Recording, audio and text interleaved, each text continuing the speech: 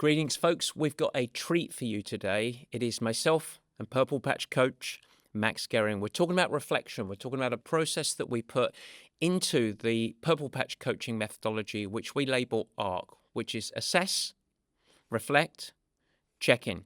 It's a wonderful time, and it's a great opportunity, by the way, if you're self-coached and you want some support and guidance from a Purple Patch coach to help you go through the process after you listen to today's show. Just reach out to us. info@purplepatchfitness.com. Would be delighted to set up a consultation with you. Of course, as ever, if you ever want to become a part of the Purple Patch team and you want to be coached, that's either via our Tri-Squad program, one of our other squad programs, or of course individual coaching, reach out to the same address, info@purplepatchfitness.com. This is an important moment today. You're going to hear me talk about moments a lot. Get out of the weeds, look back, understand what's gone well and not so well, drive forward with action. I think you're going to find it very, very useful. And I should add, it's not just for the triathlete. So we're going to focus on triathlon a little bit, but this applies to anything in life, including business.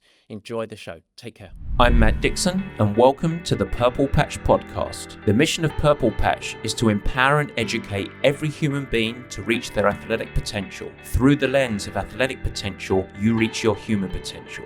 The purpose of this podcast is to help time-starved people everywhere integrate sport into life.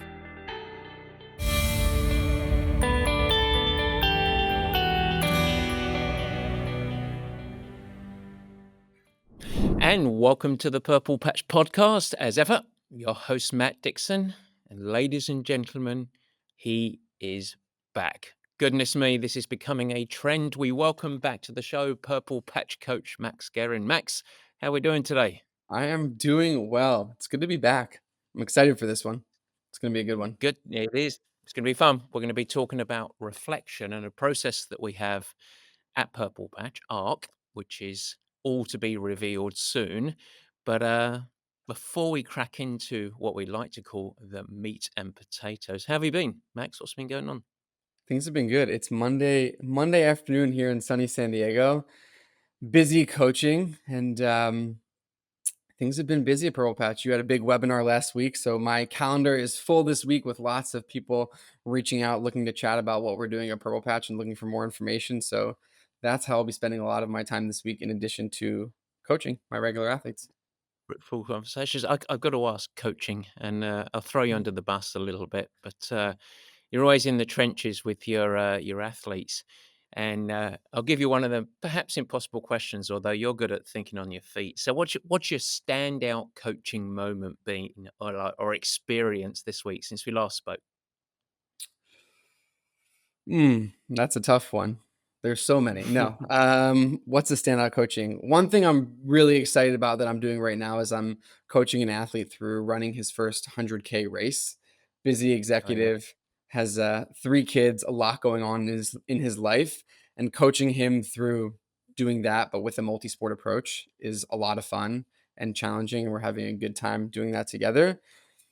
But I think the thing that was the most, oddly enough, exciting about last week was I had an athlete where everything was complete chaos. Threw Mm. him a curveball in every single direction. Had to pull multiple all-nighters. That was just the way it was for work, and wasn't able to train at all. And it was tough mentally and emotionally for him, especially after having been in a phase where he was making a lot of progress. So the experience of getting through that with him and then helping him get back on track was definitely the win of the week, I would say, out of all the athletes that I got to coach last week. You know what? I threw you a little curveball, and I'm glad that you came back with something strong. You sort of highlighted one of the big things of having a coach, which is getting folks out of the weeds and navigating obstacles, all the part of the performance journey, I would say. Yeah. But what about you? What have you been up to, Matt? Tell the listeners what's been going on in the life of Uh, the Matt Dixon. uh, the Matt Dixon, yes, that's how I like to be referred to, but very much so. Thank you, Max. You know what? Thank you. It's delightful that you ask. It's nice to be asked. Not many people ask me how I'm How are doing. you? I How are you feel sorry.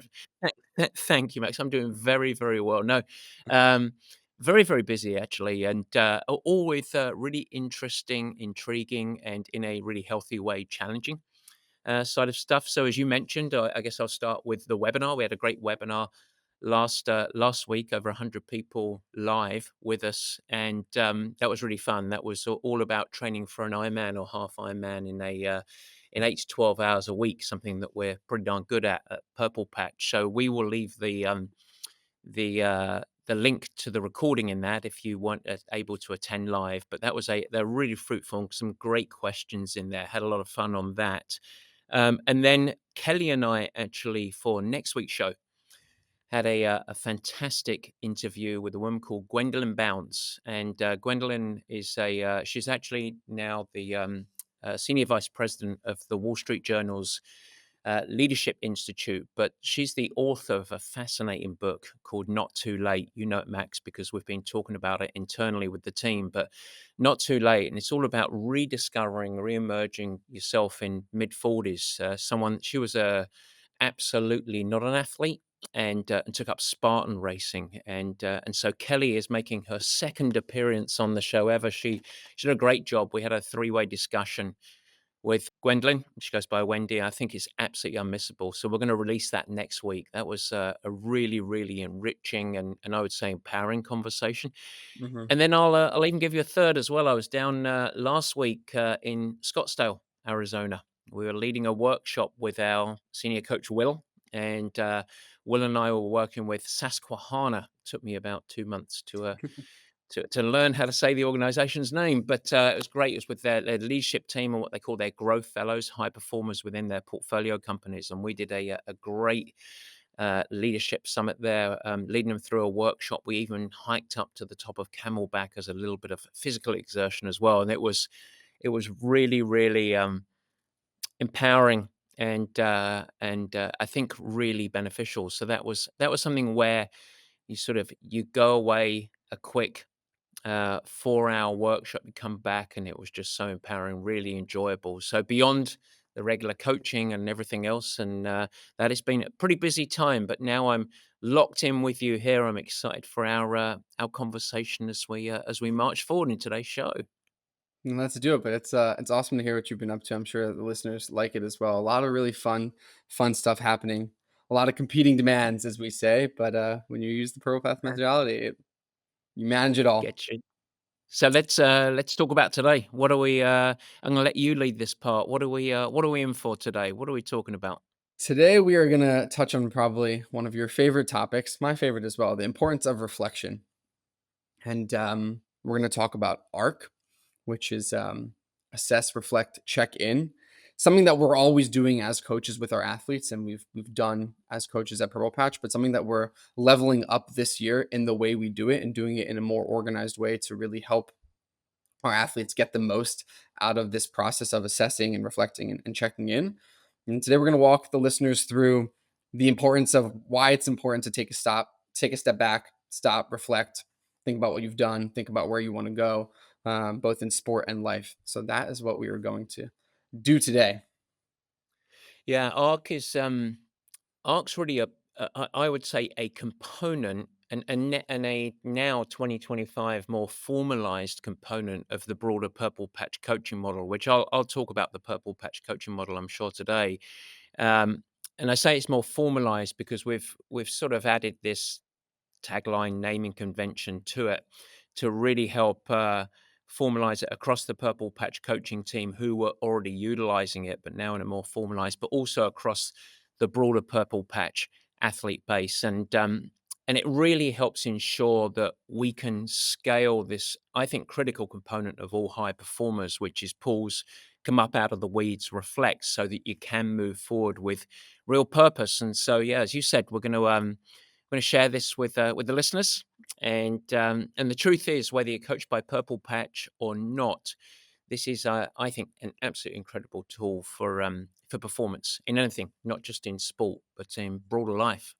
Yeah, and I think the cool thing about it, which people will hear as we go on, it's kind of two part. On one hand, that there's a big picture, thinking about your life, thinking about why things are important to you, but it doesn't also leave out the practical aspect of, okay, what am I now going to go do about it these next 3 months?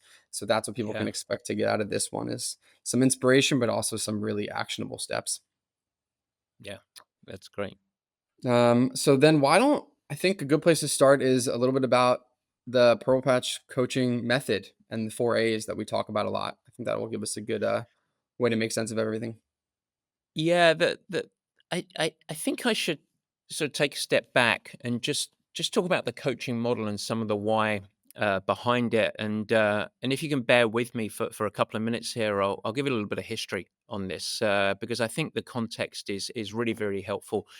And then I'll break out what we call the 4 A's, the part of it. And I think if you're listening or if you're watching, you should burn in your mind's eye an infinity loop that's going around because this is an ongoing coaching process. So the origins of this lie actually in the Purple Patch Pro Squad, and it was a model to ensure that every member of the pro squad that I was coaching, typically around 10 to 12 athletes, we were always synchronized of understanding where we were in the coaching process. Goal Hmm. setting was a critical component, prioritization and focus, making sure that they were really placing their energy into the things that I felt would drive the performance needle. I also needed systems of accountability and support and making sure that we had course correction. Then the main subjects we're talking about today is reflection, always ensuring that athletes were having check-ins to stay on course. And so the model emerged out of that to make sure that we could sort of systemize that. But if you go a next step further, then as Purple Patch started to evolve beyond just myself, we started to have members of our coaching team. So, as the head coach, as it were, I had 2 or 3 coaches, then 4 or 5 coaches, then 6 or 7 coaches. And now, of course, we have our whole tri squad with many, many athletes on it. And so, this has become a critical process to, for lack of, in the really positive sense of the word, to scale our coaching process. So it is a system to apply a coaching methodology where when you're coaching an athlete, they're going to go through a similar process applied through your personality, your lens, as I would be, as Coach Will would be, as Coach Nancy would be. So we all apply to this framework. And I think where it becomes really empowering is it's a system and framework that eliminates a lot of the components that can create friction, confusion, and ultimately a lack of effectiveness in coaching relationships because it establishes alignment between coach and athlete or athlete themselves on what we're looking to achieve. It ensures that there is clarity on where you're putting your energy. Hmm. It is a system where there's great coaching opportunity to say, "Hey, now that we have this alignment and clarity on where we're gonna put our energy, I can hold you to account." And that's a part of the model. And then as we talk about today, there's reflection. So basically, it's, um, it's really 4 A's as we talk about it. And shall I just continue on and, talk about Keep this, going. the 4 A's while I'm on the right? So there are 4 A's, and it's very, very simple, and you can scribble these down if you'd like. Number 1 is aspiration. And really what that is a planning process, pausing quite often at the start of the season, but as we find out, even at the start of each week, which is what am I striving on? So, what am I doing? What does success looks like? Coming out of that sort of purpose and why, what are some objectives? So, some stepping stones that are going to drive my actions towards it. So, aspiration. That's a phase that's very typically rushed by coaches and athletes. They Hmm. sort of say, "Oh, I'm just gonna sign up for races," but they don't really get sort of anchored in their why, really define success. What are they looking to achieve out of this commitment? And then establishing goals that lead them on that journey towards that. So we bucket that all up as aspiration. It's nice Just to because we add like the A. Yeah. one thing to that, I think you mentioned that people kind of skip it, and I think you're right. I think people kind of put it as, oh, I want to do an Ironman, I want to do this race, and they just aspiration begins and ends with the name of the goal, the name of the race, and Yeah. I think one thing it's really good for people to think about is how do I want to feel? What's the experience that I want to have? Um, People, just like you, oftentimes they say, people don't necessarily remember what you did, they remember how you made them feel. What's the Mm. feeling, the experience you want to have in this next chapter of what you're working towards with your coach? And then if you're having a hard time figuring out what you're striving for, You can think about it in the reverse way. Think about what you don't want. Think about what you don't want your life to look like, what you don't want this next chapter to look like, and that can help athletes that are having a hard time thinking about the first day of aspiration come up with what they actually want to strive for. Yeah, I think it's good because people, and let's use sport as the obvious sort of example of this, but people can do our sport triathlon for many different reasons. And but it's important to understand the why. I had a professional athlete that was very gifted and talented, but she could never answer the question, "Why are you doing this? Hmm. What's really important to you?" And and that ended up being a really large limiting factor. And I'll give you a really tangible example. Someone might want to qualify to the Hawaii Ironman, great, or finish an Ironman, great. But if you start to really understand what's important to me is I want to do this because it's yes going to provide pride, satisfaction, and everything else, but I want to be a great role model to my kids. This is really like and show them that commitment and accomplishment comes with all of these aspects, and that's really important. That can actually inform how you go about everything from picking races and goals to training. Hmm. And if that's a real driver, longevity and health might be important. Community might be important. Exploration and fun might be important to you. Qualification and being a professional athlete, that's a very different thing, a different set of standards and actions. So when you really get into that, it can drive both a lot of your decisions around what to do. And then if you're coached, obviously the coach and athlete, and with that alignment, I think that aspiration phase of it, you can't if you're coached by a coach, I don't think you can both move on until there is alignment there. If you have real alignment, and that's another A, but we're gonna back it up and bucket it into aspiration, having alignment is such a critical phase. The second phase of our infinity loop that comes through, so we could sort of call it part 2, is action, and that's okay. If that's what success looks like and these are my goals, what are the things that I need to focus on to move me in that direction? And perhaps most importantly, is what are the things that I can remove as distractions? There are always 100 things that you could focus on, but right now, either this year, this season, or this block of training, or even this week of training, because you can go through this on an ongoing week to week basis, what are the most important things that drive my performance needle? And what are the things that can wait? They might ultimately be important, but they're not important now. So it's a real prioritization exercise. And that second phase is where you get clarity of action. You filter out distractions. So you're prioritizing. And it's basically a contracting phase Hmm. because out of that, it's like, yes, this is going to be our focus. And we're deliberately not going to focus on X, Y, and Z. We're only going to focus on A, B, and C. And that's a hugely important factor because out of there, then we move to accountability. And accountability is where, Max, basically, if we've done a good job as coaches and we have alignment with our athletes of this is where we're going, and then we define and the athlete understands and says, yes, that's it, I'm in. That's where basically you and I are coaching them to that. We're holding them to account. We're providing support. And of course, I think this is also really important. We course correct because you're going to hit obstacles. You just mentioned in our in introduction the athlete whose program went off the rails. What do we do now? So you gave a really living example of that action phase. It's where we're doing the doing. That makes sense, yeah. Yeah, it makes a lot of sense. And I think the cool thing about when you do one and two right, when you need to course correct, it's very easy to course correct because you don't need to reinvent the wheel. You just go back to what you originally did, which is okay. You go back to doing the things that you need to do and you refocus and figure out It, how to do that. it, Exactly, and now someone said, "Oh, should we add this?" No, this is what we've agreed on. And, like, a big part of the the Purple Patch Pro success, in fact, our success across all of our athletes for many years has been anchored under this umbrella of nail the basics, Hmm. master the fundamentals, and filtering out distractions. Because, yes, so many people ask me, "What's the most surprising thing about coaching world-class athletes?" And the answer I always give is the most successful athlete journeys that we see is what we manage to remove from their program rather than add. And so that sort of action into accountability, holding ourselves true to that is really powerful. And then, of course, the final component of this. So we've got aspirations. So we've set our purpose, goals, mission, success, etc. We've prioritized through actions.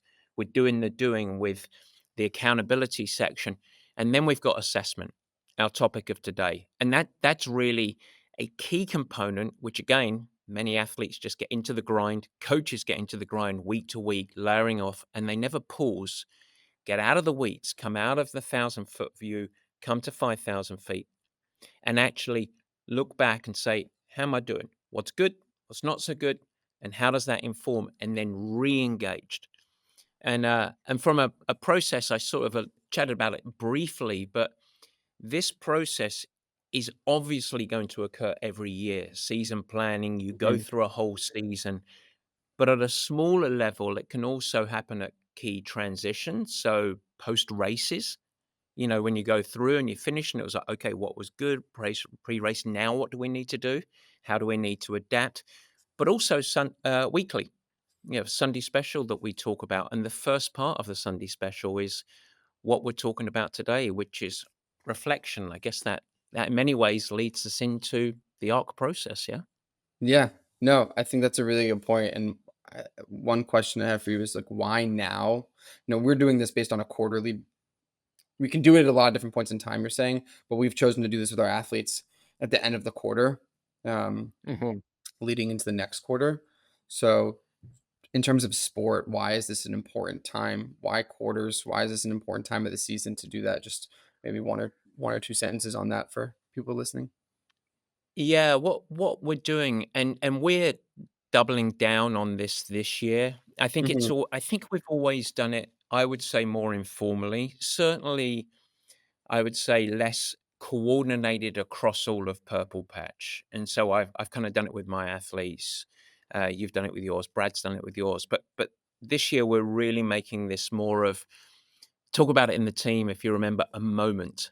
Hmm. It's a really unifying moment, and the reason it's by quarter is that everybody, or most everybody, aligns their life on the regular calendar. So we think about things in terms of months. We think of things in terms of quarters. We obviously think in terms of 7-day weeks. So I prefer to build training plans not in weird 10-day cycles or 23-day cycles or anything else, but try and build it around how we live our lives. So Monday through Sunday, we always start the week on a Monday, and so at the end of each quarter, while every athlete within the Purple Patch ecosystem has a different stage of development, a host of different goals, etc.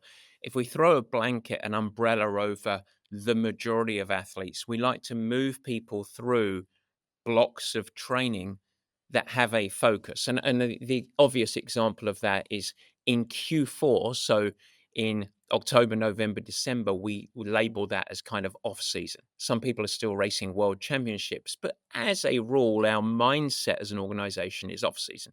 So that's a quarter there. Q1 is coming off out of the holidays, and that's kind of pre-season. That's where we're being preparatory. But some people might be going to race Ironman New Zealand and be on a different track. But generally, most people are here. So we are in that general lens, finishing the end of one sort of emphasis phase, build of a season, and most of our athletes are starting to transition, and it's never a binary switch. It's not a light switch. It's not like it's, oh, boom, everything changes. But we fade into a different emphasis of training. We're moving away from, in this specific case, this specific moment, we're moving away from the more preparatory nature of work. We're still committing to strength, but it's not quite as much of a bullseye. We're starting to do early season racing. We're moving from short, high intensity to more sustained threshold and above type work. Things are starting to get real. And so this is a moment of, let's look back at this last 10, 12 weeks of training. What have we done well? What have we not done well? And that, so that we can move forward. And as we start to transition our focus and our emphasis and our training, we're doing it with purpose. Mhm. and we can individually and collectively course correct, shift emphasis, shine the light in some areas rather than others, and so it becomes a real moment. This is something that we will do, and we'll revisit this show, this exact show. We'll do it again because this is basically end of March, so April, May, June. We'll do it again at end of June. And we'll say, okay, midsummer. Let's think back. Most people have done quite a bit of racing by then. How's it going? How do we now go and build out the second part of the year, which is the heavy racing, and of course, leading into championship season? So that's really why this is a time, and this is for every individual athlete, collectively, tri squad athletes. We all do this together, and so we thought it would be fun to include the listenership into this Yeah. process as well and help them. That's good stuff. And I think we should get into ARC in a minute and talk a little about what are the questions people can ask themselves at home so they can do this. One thing I think people should bear in mind, I was talking about ARC with my wife last night. We had to go to the mall to run some errands. We were in the car and I wanted to talk through because I was getting ready to talk through it with my athletes this week. And I thought of two things. I thought, it's a little uncomfortable to pause and reflect because two things can happen. On one hand, it can be really empowering. You can look back and you can say, wow, these are things I did really, really well. I'm really proud of myself. We had a lot of success. On another Mhm. hand, it's a hard look in the mirror and you have to look at your past 3 months and say, okay, did I do the best I could in these buckets in A, B, and C? Am I living up to my potential? Am I um, holding myself to the standard that I really would like to be holding myself to? And I think the outcome, the ideal outcome of doing ARC is you should feel empowered, but it's okay to feel a little bit uncomfortable and feel like, okay, I got to step up this next quarter. There's gains to be made, there's improvements to be had, and it's okay if pausing and reflecting leaves you a little unsettled. That's a good thing. I think it's a sign that it's working and it's going to work, and will help make sure that you're not just living the same quarter over and over again throughout the course of a Yeah. year. Well, I tell you something, I love that you use that phrase, "a hard look in the mirror." I wrote it down because the truth is, if you're listening right now and you hear that, you think, "God, that sounds uncomfortable." Guess what? When you're if you've established racing goals and they're very, very important to you, for you to achieve those goals, for you to have a breakthrough race, at some time you will have a hard look in the mirror in that race. Hmm. Anyone that has achieved a great performance has not gone through great discomfort, A, along the journey, but also in the race. You're going to be looking hard in the mirror. It's better to look hard in the mirror now than it is to look in the mirror and not like what you see because you haven't followed through on your expectations and the things you want to do. So this is even if it is tough, it is also empowering. So, by taking on these challenges, we're gonna be looking hard in the mirror. Better to do it on the journey than it is to look in race day and really not like when you see, because that's how races start to fall apart mentally. Yeah. Should we get into a little more? I think we should. We mentioned Yeah. we are one of our favorite expressions, get out of the weeds. So we started with that. I think something that athletes can think about is the classic but important question of what's my why? Why am I doing this? Why is it's a good reflection question to remind yourself why you're doing what you're doing and why is it important to you? What are you looking to get out of it? So that aspiration that we talked about in the beginning is a key part of ARC. Um, Yeah. and then what should someone ask themselves if they're trying to assess how they did the past 3 months? All right, we're at the end of March. They want to figure out how 2025 has been going so far. Um, should they do it based off of what went well in training, nutrition? How should they break it down? Is there a right way to break it down? Yeah, there's no, th there's no formal structure to this, and quite deliberately, by the way, very similar for folks that have listened before and heard us talk about the Sunday special, for example. We don't have a rigid structure. All it is a process that then you can work through that works for you. Because in the Sunday special, for example, some people are paper and pen, some people are Google Calendar, some people are some fancy planning tool, whatever it might be. So the important thing is to really understand and learn the context and the concepts. So there's great flexibility, but the Mhm. framework is critical. As you say, yeah, the first thing is you've got to get out of the weeds. You got to give yourself a little moment. And by the way, this is not rocket science. It doesn't take that long. That's the important thing, but the process is important. So look at the bigger picture and reconnect, as you say, to the why. Then you want to try and extract the lessons out of this. And I think the biggest lessons are, as you mentioned first, okay, objectively, let's try and park the emotions here. Objectively, what went well? And that's relative to the actions that I defined were really important, or my coach and I defined that were really important. How did I do relative to those actions? What are the things that went really, really well? Well, my training was good. It was executed well as intended. I was really consistent. I actually focused on my recovery and sleep. That's always been a challenge for me, but I actually really prioritized that. And when I look back, I did a good job on that. That's good. Something to build on, something to continue to integrate. My post-workout fueling was good. I upped my protein. I was really good on daily hydration. So you look for things that were really good. You can also look at the less granular things, but things that are a little less intangible. It's like, yeah, I had some setbacks, but you know what? I was pretty proud at how I got back on track. Your athlete that you talked about earlier, that was good because that's a mindset thing. I had complete custard at work. I pulled 2 all-nighters, but I didn't let that go off the rails as I have historically. I actually, with the help of Max, got back on track, and that was a really important lesson. So it can be free form, but it can be things that are quantifiable and more qualitative in nature, Mhm. but really give yourself the sort of the props list, if you wanna call it that.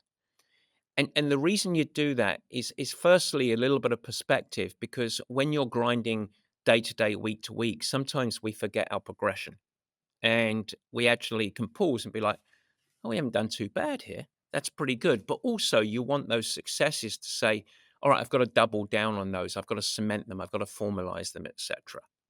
And I think that's really important. I'm guessing you take athletes through that. Do you always start with the positives as well?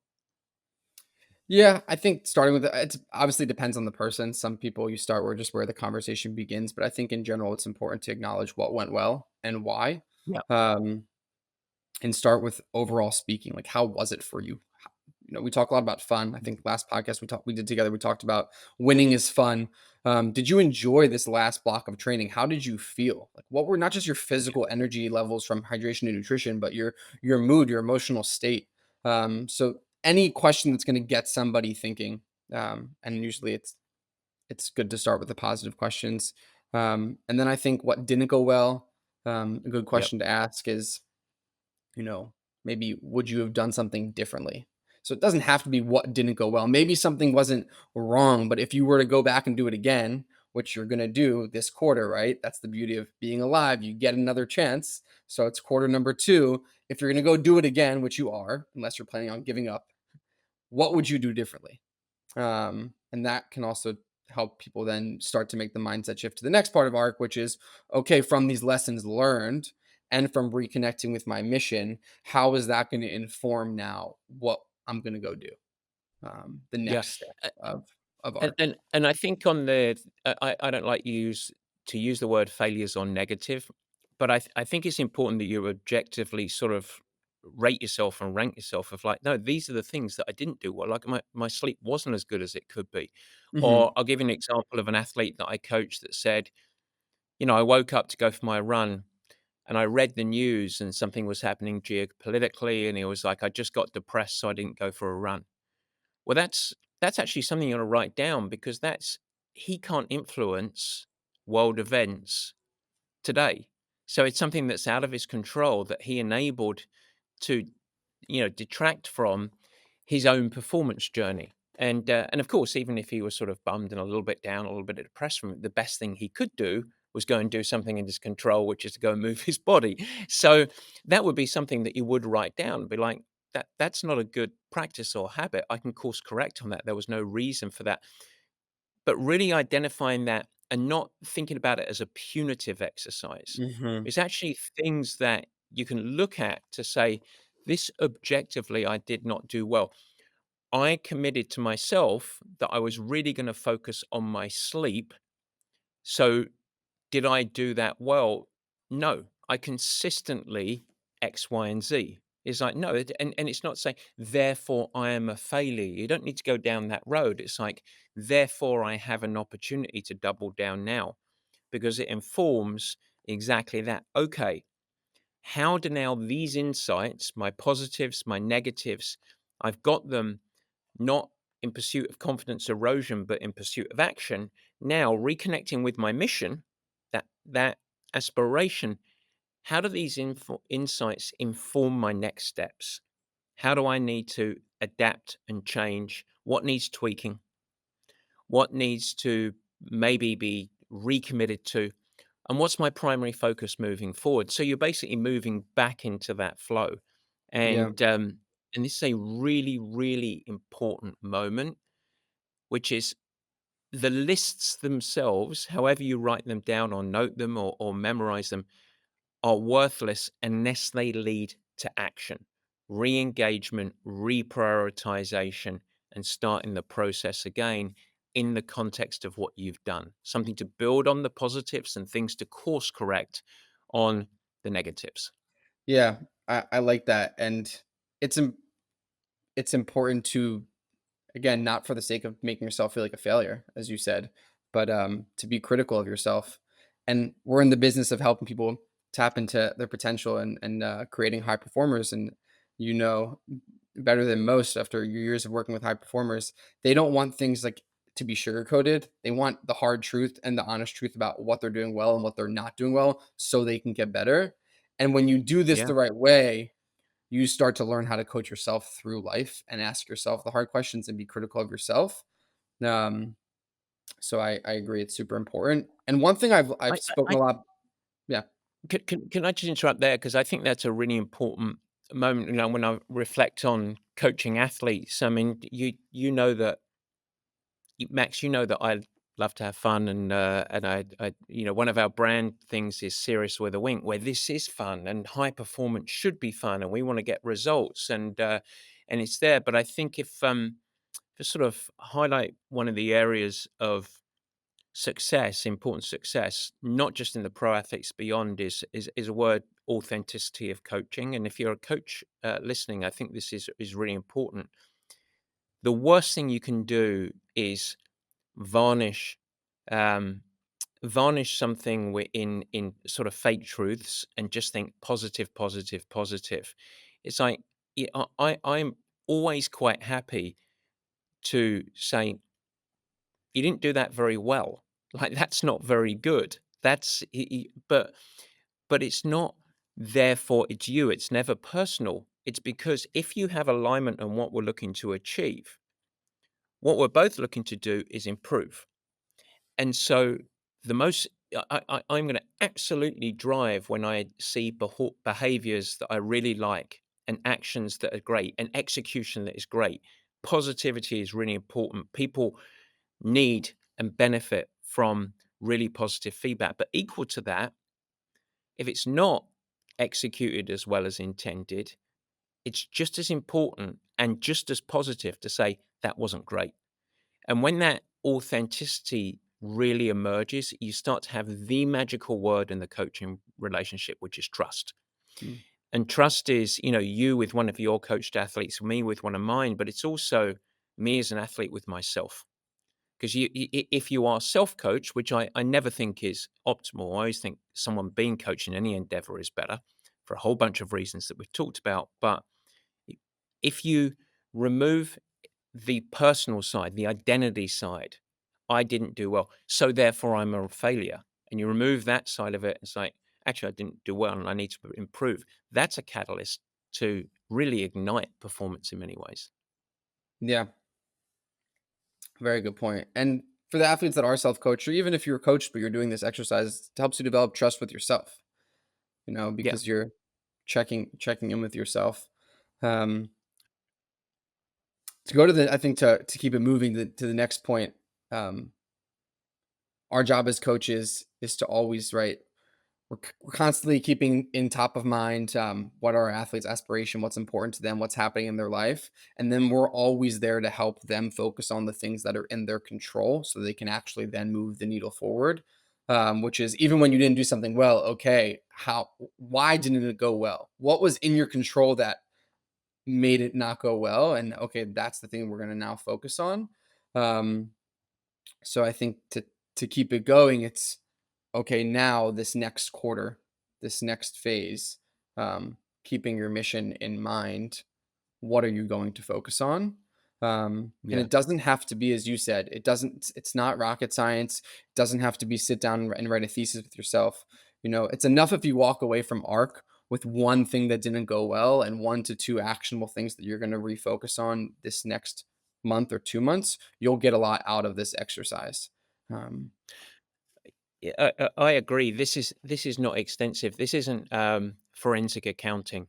Where we're going through and looking at the books. This is really an important moment. That's why I really like that word of transition. When you reflect back, so you can look forward. And if you think about where we're at as a broader organization and group of athletes, we're shifting the emphasis of training.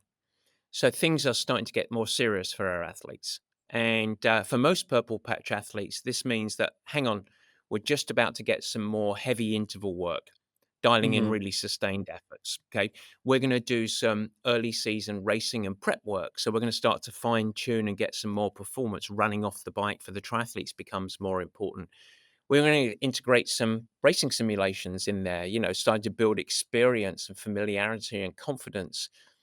And I think this moment that is really important, because what that means is in the rearview mirror, not evaporating emotionally or physically, but what is in the rearview mirror is all that stuff that we've done with off season and all that stuff that we've just done with sort of priming for this right now. So before we just charge in blindly to the it gets serious work, you want to think at an individual level, okay, what have I not done that maybe I need to nurture a little bit more, or maybe I'm not quite ready for that. So I need to be a bit more pragmatic. And so this becomes a huge moment of of ensuring that every person is doing the right thing for them in the coming block, and it becomes you don't need to be coached to think about that, but you do need to integrate this moment into life in many ways. Yeah, I think it comes to mind is not intentionality. Like, it's Yeah. interesting what you mentioned because even if you had a really good off season, this is still important. You don't want to get caught up. I know you've mentioned this before, not getting caught up in the momentum, even if it's positive momentum, because then you lose intentionality. So I think this is super important to help people set the stage for this next phase of training. Um, Yeah, a runaway train has momentum, but, Mhm. that's, we wanna make sure it's pointing in the right direction. Yeah. So, what can someone expect to get out of this? Right. We have the motivation aspect of it, right? So stepping Mhm. out, looking at why you're doing these things, boosting motivation. You mentioned clarity and confidence, right? Confidence in themselves. I did this well. Okay, I can keep going. Um, and you talked about ramping it up. Ramping up this next stage in training. Having a focus on okay now. At what point does this shift and you say, okay, now I'm just going to go execute? Do you then just not do arc and you don't ask yourself these questions till the next end of this quarter? Or as we mentioned in the beginning, what does continuing to integrate this process look like into your life as an Yeah, athlete? so, so firstly, this is not a one and done for the next 3 months. I'll see you in 3 months and I'll see, because there's always these interruptions, and in any that the best laid plans always, there are always things that we don't anticipate.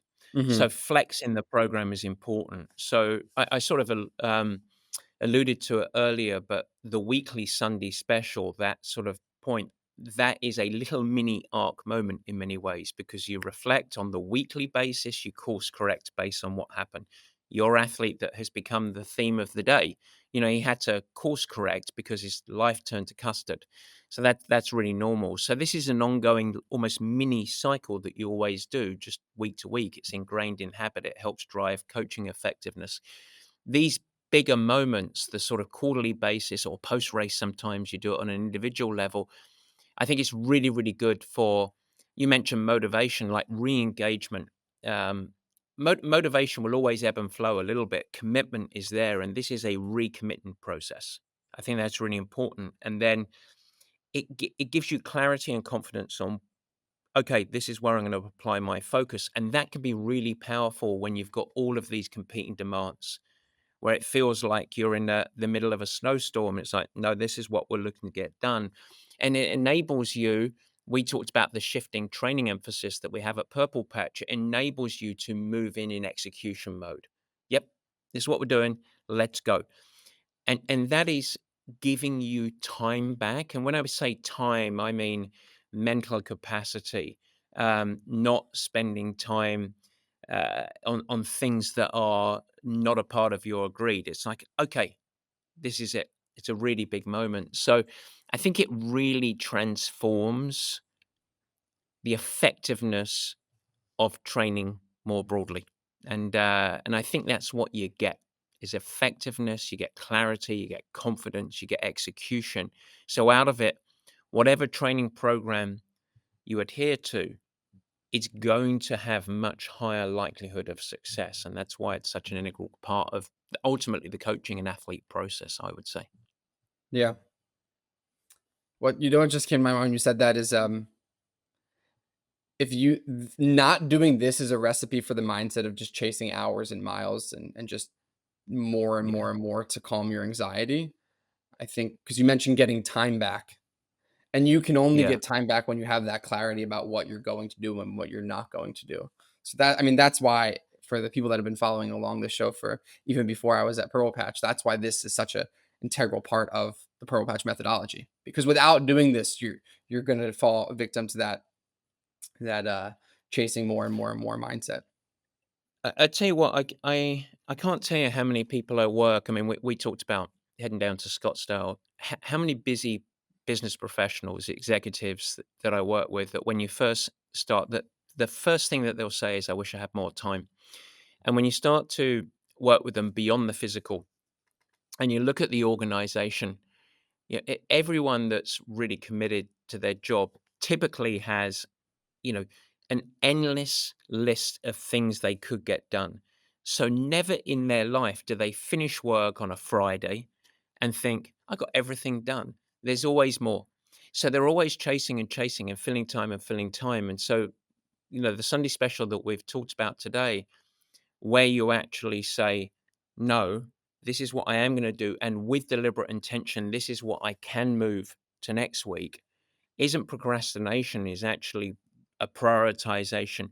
It becomes a liberating tool where you feel like you're making progress rather than constantly chasing your tail. It happens with athletes the same as well. How fit is fit enough? It's natural if you're just in the weeds that however fit you get, there's more, there's more, there's more. And so it does get into this, and actually it can really, really mess with athletes' heads. Like if more is this, more is better, is more is better. And then suddenly it is that cage, it is that monkey on the back, it is impossible to integrate into life. It is a distraction and a dissolving impact to your relationships and how you're showing up in broader life, and it becomes a negative. And so this is really about empowerment, and in many ways, that's my closing thought on this. I love it. This is the key to the good life. If you do this, you'll train with intention, you'll live with intention, and you will tap into your potential in sport and life. I think we're getting there. You, you, you're getting very high on that one, Max. It's fantastic. But it's good. um, It's how it works. yeah, Um, hope it I'm helps. gonna If add if one thing. anybody, One go on thing. then, go on then. I'll give you a little window of opportunity here. If you do this exercise and you realize you're not really sure what you need to do, the next key step is ask for help. With in any step, you're not sure what you need to prioritize in your life, talk to your spouse, talk to your partner. You're confused at work, talk to your boss, talk to your coworkers. In sport, if you're not sure what the next steps you need to take, that's really what we're here for. That's what we work with our athletes for. And so this is a shameless plug to come meet with me. If you've made it this far in the episode, clearly you're interested in what we're talking about, and you don't have to go at it alone.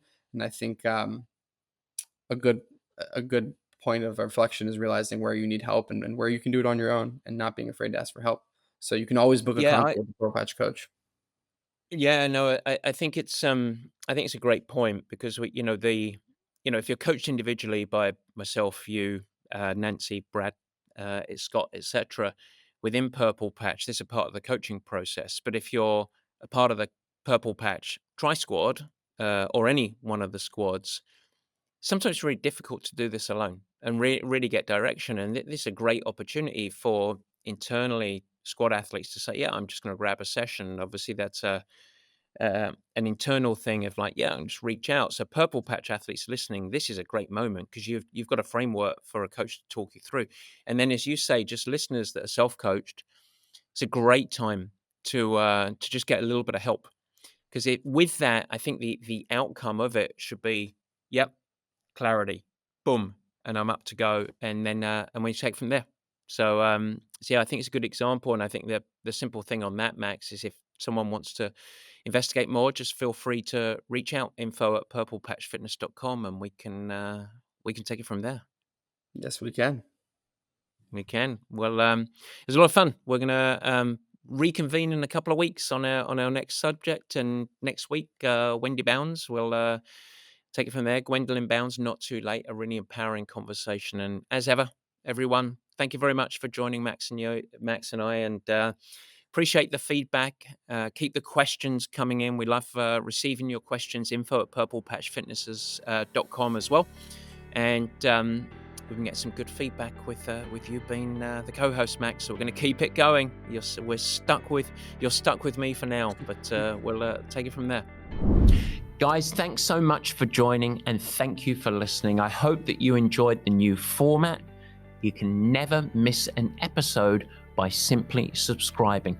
Head to the Purple Patch channel of YouTube and you will find it there, and you could subscribe. Of course, I'd like to ask you, if you will subscribe, also share it with your friends, and it's really helpful if you leave a nice positive review in the comments. Now, any questions that you have, let me know. Feel free to add a comment, and I will try my best to respond and support you on your performance journey. And in fact, as we commence this video podcast experience, if you have any feedback at all, as mentioned earlier in the show, we would love your help in helping us to improve. Simply email us at info@purplepatchfitness.com or leave it in the comments of the show at the Purple Patch page, and we will get you dialed in. We'd love constructive feedback. We are in a growth mindset, as we like to call it. And so feel free to share with your friends. But as I said, let's build this together. Let's make it something special. It's really fun. We're really trying hard to make it a special experience, and we want to welcome you into the Purple Patch community. With that, I hope you have a great week. Stay healthy, have fun, keep smiling, doing whatever you do. Take care.